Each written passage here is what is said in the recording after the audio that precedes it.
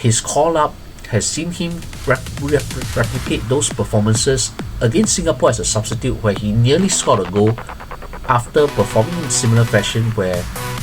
he timed his interception to rob the ball off Shah Shahiran to dart into the box, only to force a save out of Inzwan Mahmud. This time round, he was giving the Palestinian defense quite a lot of grief down the right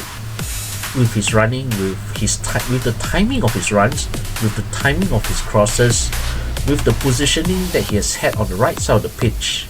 He was Palestinians' biggest headache of the evening. Sure, Hidalgo was credible in his performance as centre forward, and Figueiredo did score the only goal of the game and was unfortunate not to score at least one more, but it was Cheng who really stood out for me as far as this performance was concerned. A 1-0 win for Malaysia against Palestine in a friendly match at the Sultan Ibrahim Stadium tonight. This was the Harimau Malaya's first win over their 98th ranked opponents since that 4-3 win over the same opponents in a qualifier 24 years ago. And with this positive result, it marked a good conclusion to their September international window as they wrap up their brief international campaign this month with 2 wins in as many matches.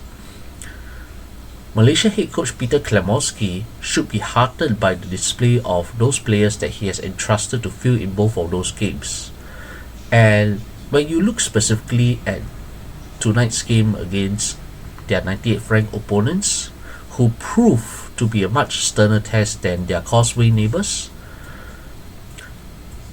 the Australians should be pleased that the players whom he had picked to face the tougher opponents of the two would have given him a pleasant headache, particularly in defence, as he prepares his squad for the double header against Laos in next month's Asian Cup qualifiers. And like what he did against Singapore at the Bukit Jalil Stadium last week, Klemowski once again made a number of changes to the starting 11 and name a different set and name at least a semi-different outfit from the one that defeated Singapore 2-1 a few days ago. So in goal, instead of Haziq Nazali, who actually performed credibly but was unable to stop what was a beautiful Ilhan Fandi goal late in that match, Shihal Azmi returns as the team's number 1 pick between the posts against Palestine, and with Facundo Garces and Dion Kus returning to their respective overseas club after their Causeway Derby encounter, Klemowski has chosen an almost all local born trio of Harith Haikal, Shahrus Saad and Dominic Tan, who happens to be Singaporean born but was born to Malaysian parents who were working in the Republic. Then supporting them and in their respective wing back rows, Gabriel Palermo at left wing back, Quentin Cheng at right wing back. And while the Australian kept faith in the same centre midfield duo of Noor Line, who was his captain of the evening, alongside Nazmi Faiz, there was a slight tweak in the front trio as João Figueiredo moved from his centre forward role to the left inside forward role, and that paved the way for Rodrigo Hidalgo, who was an unused sub against Singapore, to feature against Palestine as their main attacking forward. Arif Aiman kept his place in the right inside forward, but otherwise this was another opportunity for those he has chosen to face the tougher of the two opponents, and pass they did. Then they could have actually scored a few more goals, at least 1 or 2 more goals, if they had not sent their shot straight at the Palestine goalkeeper. Their only goal of the game came just in the second minute when João Figueiredo scored his third international goal in as many appearances after he converted a cross from the right by Quentin Cheng, who overall, in my view, was the best player among those he had selected that evening. And Cheng not only showed his ability to deliver crosses, his ability to cause problems on the right wasn't merely restricted to his darting runs down the right. He was actually quite decently solid defensively and provided a reliable shield for the experimental centre back trio, where Palestine, despite being better than Singapore in making those transitions when in possession from defense and midfield to attack, they were unable to find any much headway, if at all, past the Selangor fullback. And for that, Cheng deserves a high praise for his overall excellent performance in an otherwise good showing from the home side tonight. And what more did Cheng do to make him be the most outstanding player of the evening, in my opinion? You have to look at how he not only contributed defensively and in attack, he actually almost provided the assist for a second goal when once again he broke free down the right in a very swift attacking move with a cross, once again with yet another cross on the right, and that allowed Gabriel Palermo to run in from the left wing to attempt a shot from the inside left position, where he forced a save out of the Palestinian goalkeeper. But beyond that,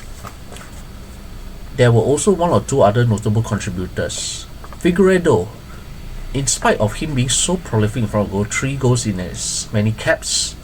he was also quite a solid presence on the left inside forward row. For his positioning was very immaculate rather, when he was given the opportunity to present himself, to exploit the space space afforded to him, however small, against the more solid Palestinian backline. And that is when they're up against an opponent that are several levels higher than Singapore. So in that, before the 20th minute mark, Hidalgo was able to hold the ball, shield the ball well, to buy time for Figueiredo to make his run into the box. He laid up only for Figueiredo, unfortunately, to just shoot straight at the Palestine goalkeeper, which was a pity because it was the same case for at least a couple more times for the hosts before the game ended 1-0 in favor of Klemoski's men. And then you have another individual effort where Arif Aiman, the Johor ace, was at the heartbeat of a very good attacking move where a direct ball from, I think, Dominic Tan was aimed straight at Arif, and the Johor dangerous winger was able to provide an excellent first touch with his chest, make the quick turn past his white shirt marker, and got past another 2 before yet again another chance that should have been converted. But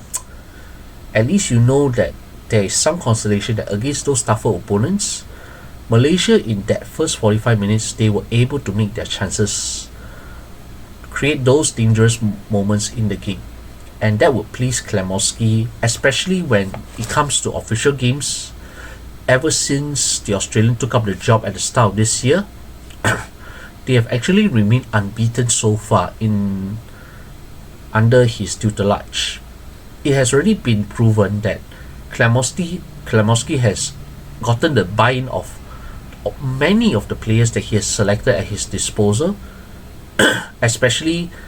with a number of, it's not just your new naturalized players who have done well thus far. I will once again mention Quentin Cheng, who earned a recall after he had begun impressively for Selangor in the start of this ongoing Malaysian Super League season, where particularly in the game against DPMM,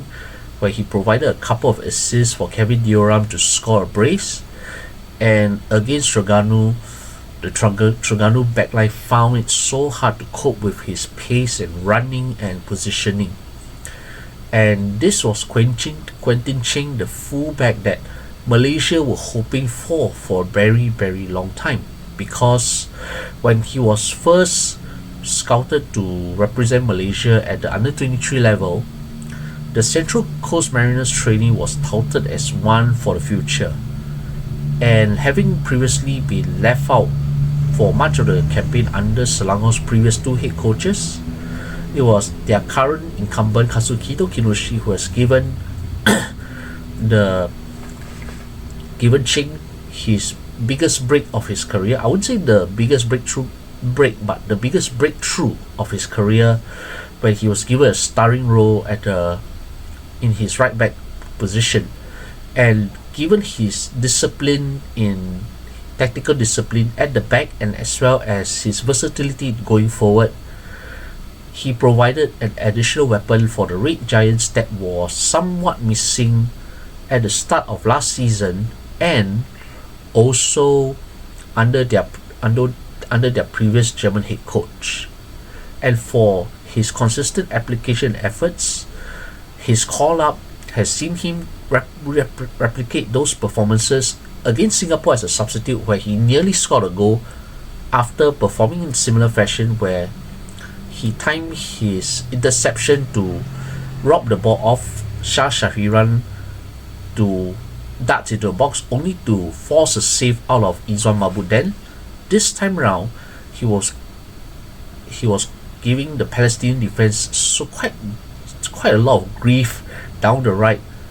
with his running, with the timing of his runs, with the timing of his crosses, with the positioning that he has had on the right side of the pitch. He was Palestinians' biggest headache of the evening. Sure, Hidalgo was credible in his performance at centre forward, and Figueiredo did score the only goal of the game and was unfortunate not to score at least one more. But it was Cheng who really stood out for me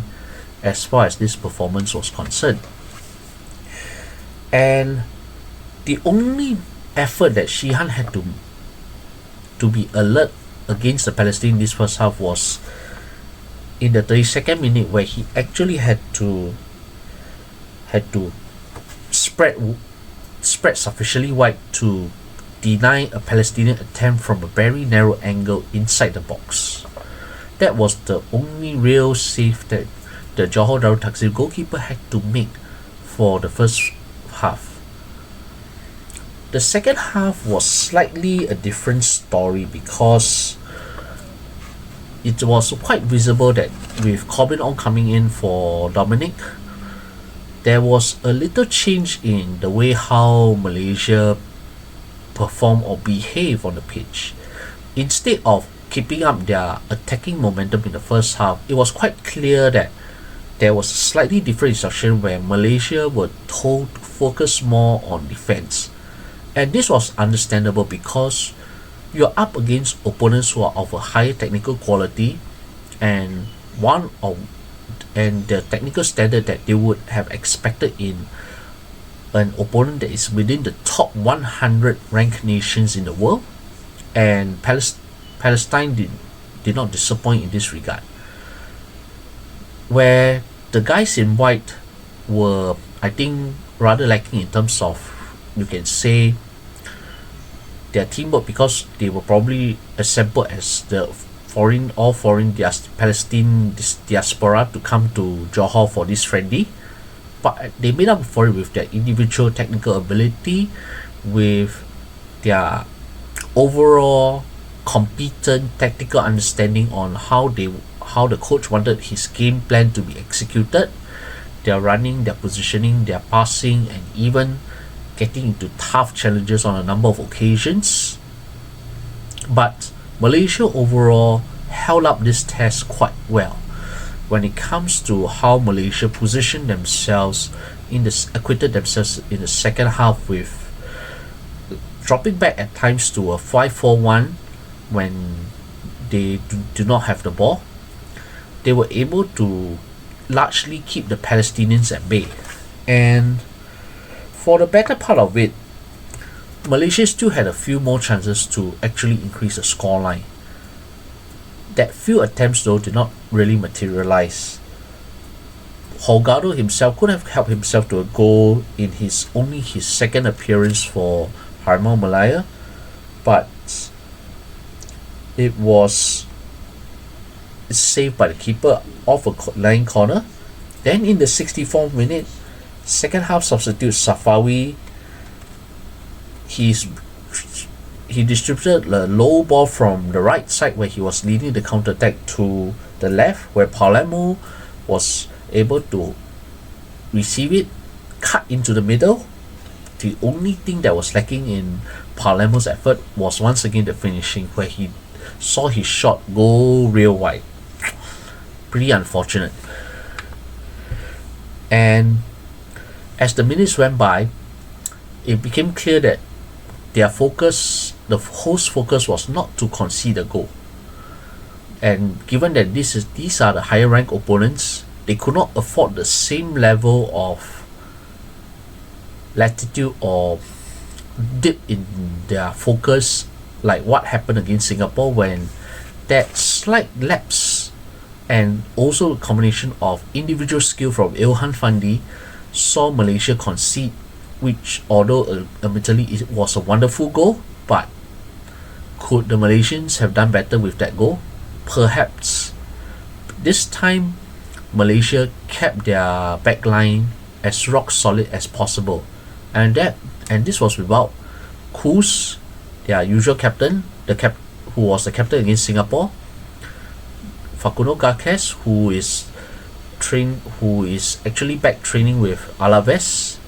even as this friendly was going on after he returned to Spain following the Singapore game,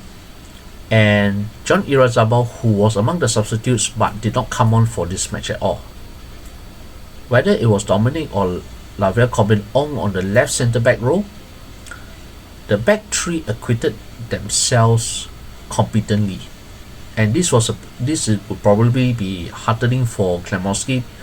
as their performance, when entrusted by the Australian to perform, showed that he now has at least decent options available, even as cover, when it comes to the remaining Asian Cup qualifiers, where they attempt to do a back-to-back qualification for probably the first time in their history. So even as Malaysia retreated, they conceded a few free kicks, a few set plays, particularly one in a slightly dangerous position, but it didn't really matter much in the end, as Palestine were largely unable to make their chances count. There was also still one notable highlight towards the end of the game. Richard Chin, the British-born Malaysian fullback, or the British-born fullback of Malaysian Chinese ancestry, where his grandparents were Malaysian Chinese before they migrated to the United Kingdom a couple of generations ago. He finally made his Harimau Malaya debut after he was an unused sub against Singapore, when he replaced Palermo in the 80th minute. And suffice to say, while 10 minutes wasn't sufficient for him to make a big impression, Palermo, you can say he did okay, but it's quite clear that the international game is different from what he had seen so far in British football, particularly whether it was in League One then with Charlton Athletic, or currently in the Scottish second tier with Raith Rovers. This was a different level altogether. He was decent with his first touch, with his dribble on the ball, with his defensive positioning, where he made at least one deflected interception, but it is quite clear that there is quite a bit of a learning curve for him as he gets to grips, because unlike the British game, your Arabs with the Arab opponents especially, or Southeast Asian, or even other parts of a huge Asian continent, you are going to have more diverse type of playing abilities, whether it is going to be the Southeast Asian way of trying to get past their opponent with their pace, with their technical ability on the ball, or the technically competent wizardry of the Middle East players, who also have that little edge in them when it comes to committing fouls or being on the receiving end of fouls. Or when you're up against the Japanese and the Koreans who are of a high standard, or when it comes to South Asians who are quite dynamic, who can depend on their players of their diaspora to beef up their squad, to complement like what Malaysia have also done. So in all these for all these accounts, Richard Chin has quite a bit to do. 10 minutes may not be enough, but at least he should be heartened that he finally made his Harimau Malaya debut. And given that he's only 22 years old, there's still quite a bit to come from him, and we can still see a lot more from Richard Chin, even though he faced stiff competition from Quentin Cheng, who is likely, given after his performances this month, likely to be the starting right wing back if Dong Kus drops back to a centre back, the right centre back role. Or even Stuart Wilkin, who was impressive in that same position against Singapore. So competition in that right wing back is going to be quite fierce. But as I mentioned in an earlier video when I talk about the national team call-ups, particularly on Chin, I did specifically mention that Richard is versatile. He can play at fullback, wing back, or as a winger. So for him, he can be considered a utility player, where his skill set in dribbling and being unafraid to take on defenders would put him at good state, particularly when it comes to being thrown in as a substitute. So where in either of these 6 positions where there may be a deficit in the depth available, that's where Richard Chin will come in comfortably. And Palestine is probably a good standard for the debutant to realize the level of real competition that he will have to face whenever he wears the yellow jersey of Malaysia. And with that, even as the players disperse back to their respective clubs after a good international window, we do hope that this provides a basis for Klemowski when he names his national team squad for the October doubleheader against Laos. And also, I think it has solved